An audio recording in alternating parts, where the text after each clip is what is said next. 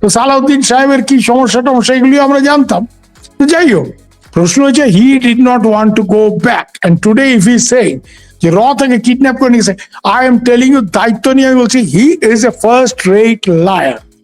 এবং ওনার কথা উনি হোম মিনিস্টার থাকা অবস্থায় ওনার গোয়েন্দা প্রধানরা বিশ্বাস করতে, উনি আসলে খুব বিপদে পড়ছেন।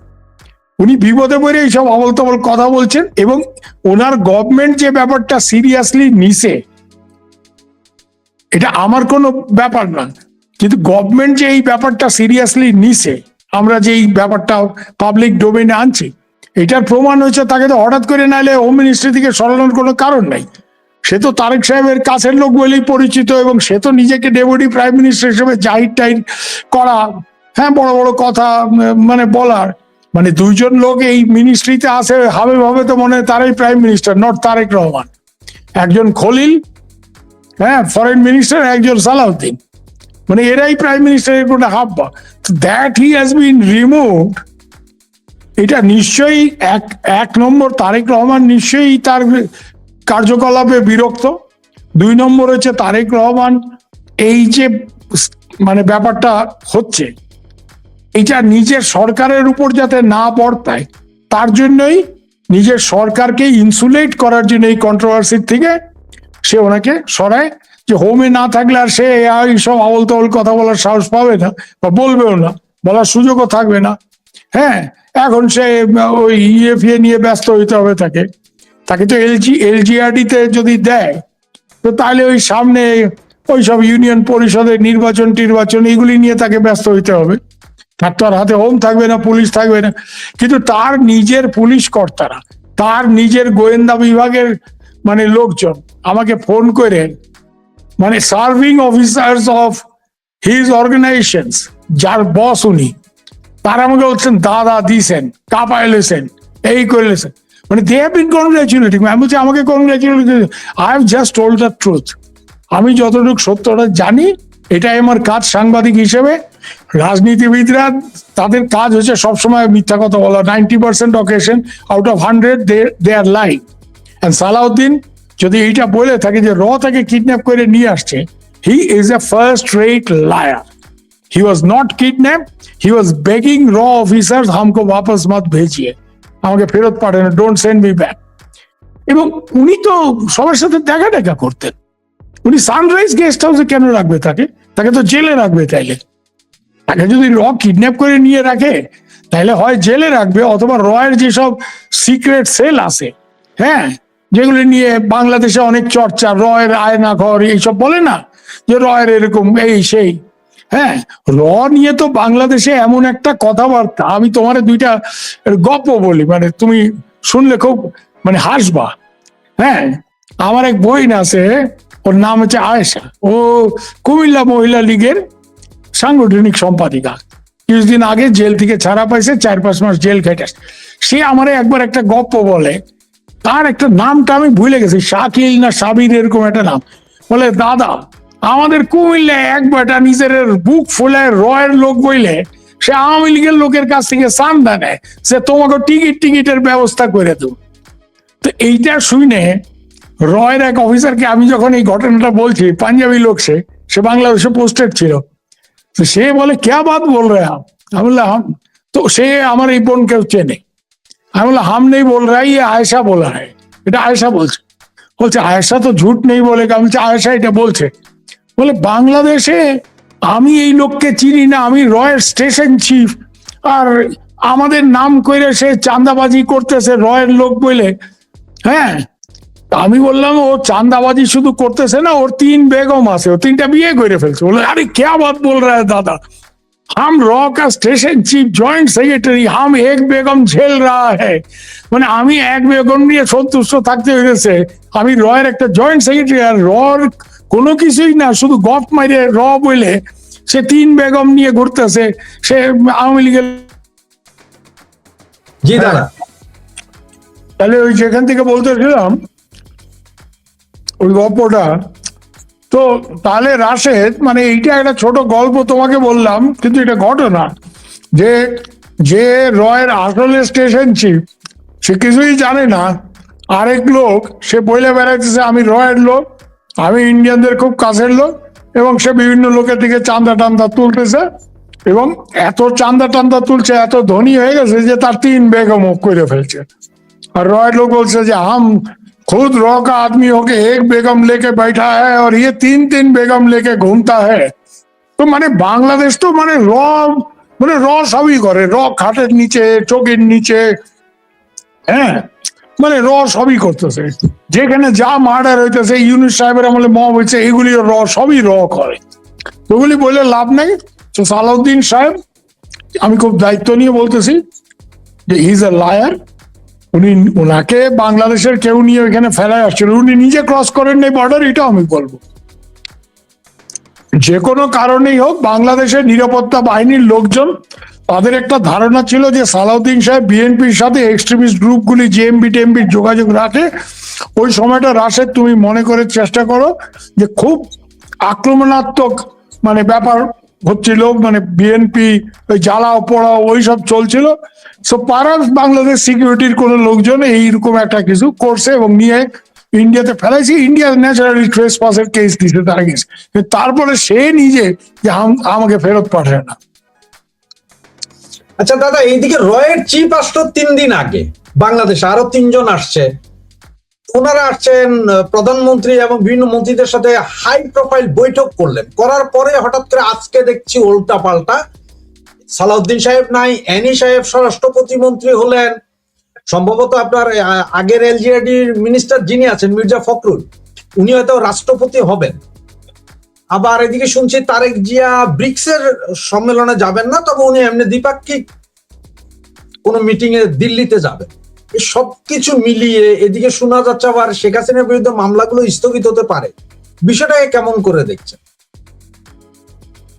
না, রয়ের চিফ 3 জন সিনিয়র অফিসার নিয়ে ওইখানে গেছে, সে তো আর টাঙ্গাইলের চমচম খাওয়ার জন্য যায় নাই বা কুমিল্লার রসমালাই খাইতে যায় নাই। সে ওইখানে গেছে ডেফিনেটলি একটা উদ্দেশ্য নিয়ে গেছে, এবং সেটা মূলত আমি যতটুকু বুঝি, শেখ হাসিনা দেশে ফিরলে তার সিকিউরিটির ব্যাপারটা সুনিশ্চিত করা, যাতে তার উপর হামলা টামলা না হয় বা তাকে তৎক্ষণাৎ ফাঁসি টাসি না দেওয়া হয়, এরকম একটা মানে ব্যাপার বোঝার জন্য, মানে সরজমিনে ব্যাপারটা বুঝে আসার জন্য যে কি দাঁড়াবে। 2 নম্বর হচ্ছে তারেক সাহেবের দিল্লি আসা নিয়ে একটা জল ঘোলা হইতেছে। প্রথমে তাকে ইনভাইট করা হয়েছে প্রাইম মিনিস্টার, তারপরে আমাদের এখানে লোকজনের ধারণা হয়েছে যে হয়তো তারেক সাহেব বাংলাদেশে যে একটা অ্যান্টি ইন্ডিয়ান ইকোসিস্টেম, তাদের চাপ, এই জামাত টামাত এনসিপি হইচই, এর জন্য হয়তো উনি সরাসরি আসতে চাইতেছেন না ইয়েতে দিল্লিতে। এই জন্য ওনাকে বিমস্টেকের চেয়ারম্যান হিসেবে ইনভাইট করছে, যাতে উনি বলতে পারেন যে উনি একটা মাল্টিলেটারাল ফোরামের মিটিং এর জন্য যেতেছেন।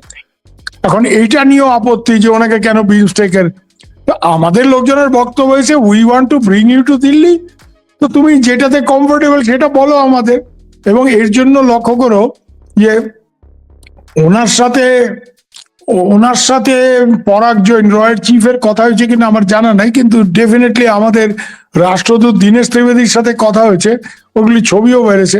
এবং এরপরেই দীনেশ ত্রিবেদী কিন্তু মোদিজিকে ব্রিফ করার জন্য দিল্লি ছুটে গেছেন। এই ব্যাপারগুলি আছে। আর ইন্ডিয়ার মেইন একটা ব্যাপার আছে, এটা যে বাংলাদেশে একটা প্রপার ডেমোক্রেসি ফিরে আসুক, আওয়ামী লীগের উপর থেকে ব্যানটা উঠায় নাও। এটা আমরা বার্মিজ যে জুনটার যে প্রধান, এখন যিনি রাষ্ট্রপতি, এতদিন আর্মির চিফ ছিলেন, জেনারেল মিং অংলাইন যখন ইন্ডিয়াতে আসছিল, তাকেও আমরা এই কথা বলছি যে তোমার দেশে এই যে গৃহযুদ্ধ চলছে, এটা নিরসনের একমাত্র পথ হয়েছে তোমরা এই মারামারিটা বন্ধ করে সবগুলি দল যারা যুদ্ধ করতেছে, যে সব আঞ্চলিক দল বা অন্যরা, তাদেরকে টেবিলে বসায় বাংলাদেশে একটা সুস্থ, বার্মাতে বা মায়ানমারে একটা সুস্থ গণতন্ত্র ফিরে আনো। সেনাবাহিনী তার কাজ করবে, সেনাবাহিনী সীমান্তে থাকবে, সেনাবাহিনী ব্যারেকে থাকবে, কিন্তু সরকারটা একটা প্রপার ডেমোক্রেটিকলি ইলেক্টেড গভর্নমেন্টের হাতে দাও। তো এটা ইন্ডিয়া সবাইকেই বলে। ইন্ডিয়া এই ব্যাপার পাকিস্তানের ক্ষেত্রে বলছে। পাকিস্তান, মায়ানমার বা অনেক সময় বাংলাদেশও তো এই লাইনেই না, গণতন্ত্রের নামে পাকিস্তানে গণতন্ত্র আছে, অথচ ইমরান খান একটা এত বড় পলিটিক্যাল পার্টির লোক, ফরমার প্রাইম মিনিস্টার, তাকে 2 বছর জেলে ঢুকায় রেখে দিয়েছে নির্বিচারে। বাংলাদেশে আওয়ামী লীগকে ব্যান করা। আওয়ামী লীগের কোন নেতা দোষ করে থাকলে তার বিরুদ্ধে মামলা মোকদ্দমা করার তো উপায় আছে, কিন্তু পুরো দলটাকে তুমি ব্যান করার অর্থ কি? ভারতে আজকে কংগ্রেস ইলেকশন হেরে গেছে 2014-তে, 12 বছর Congress is out of power.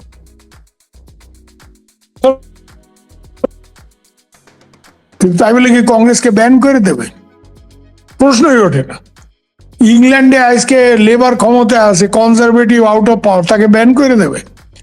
তো আওয়ামী লীগ তো কোনো এক হুজুর দুই হুজুরের এই নিজামত খেলাফত টাইপের দল না রে ভাই। Awami League is a major political party.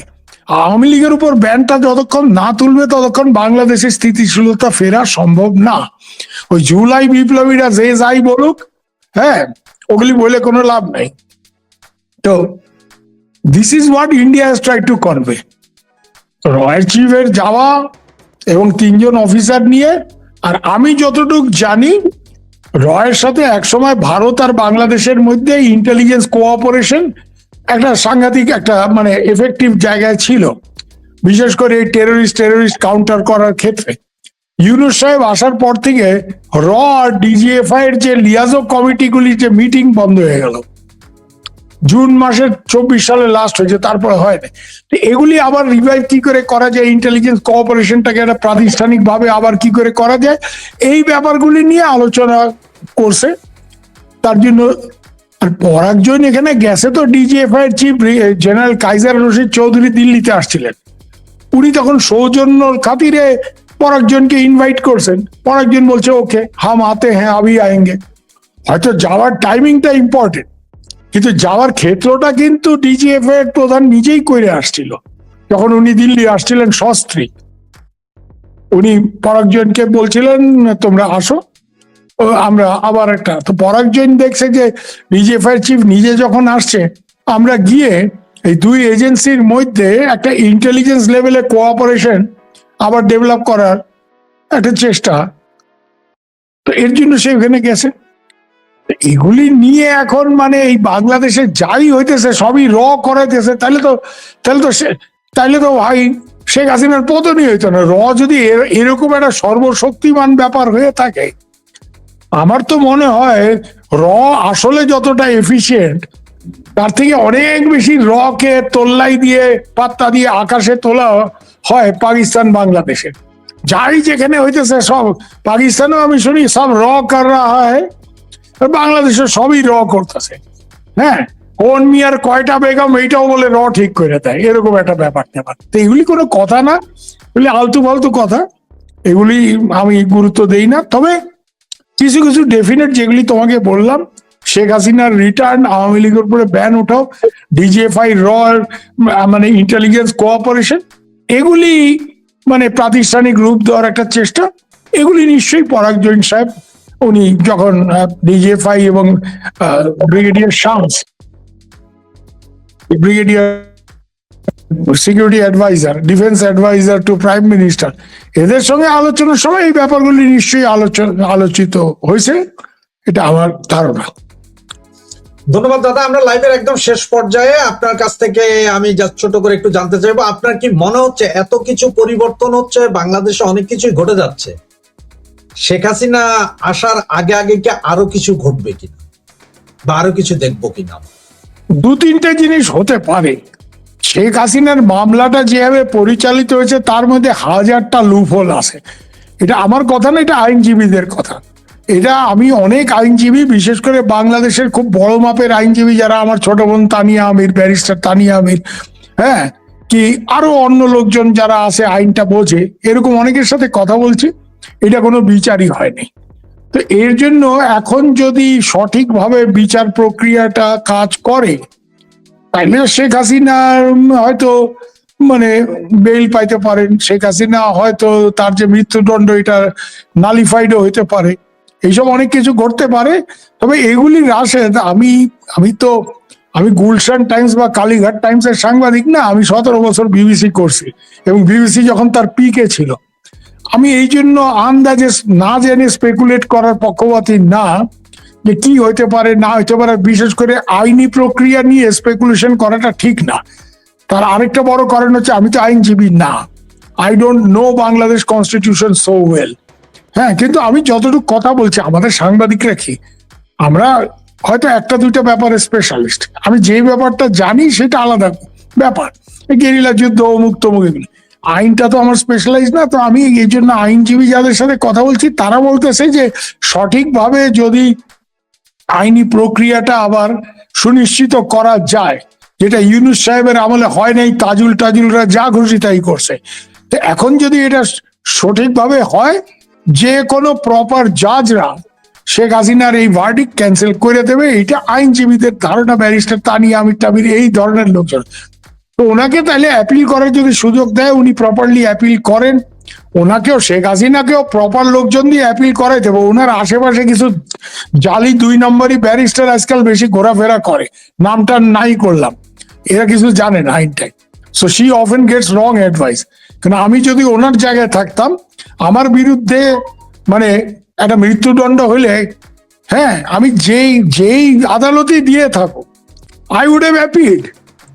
অন্য দেশে বসেও তো আমি অ্যাপিল করতাম। শেখ হাসিনা এই অ্যাপিলটা কেন করেন নাই, এটা কিন্তু যারা আইনজীবী তারা মনে করেন এটা দুর্বলতা, কিন্তু ওনাকে তো অনেক আজে বাজে লোক, 2 নম্বরই ব্যারিস্টার অনেকে বাজারে ঘুরতেছে, তারাও আজে বাজে বোঝানো ওনাকে।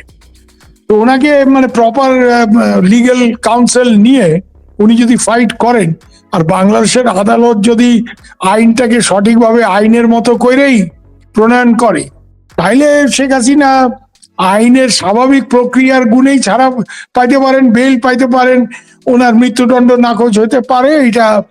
এটার জন্য যে এখানে গিয়ে এটা করায় ফেলতেছে, I don't believe this theory.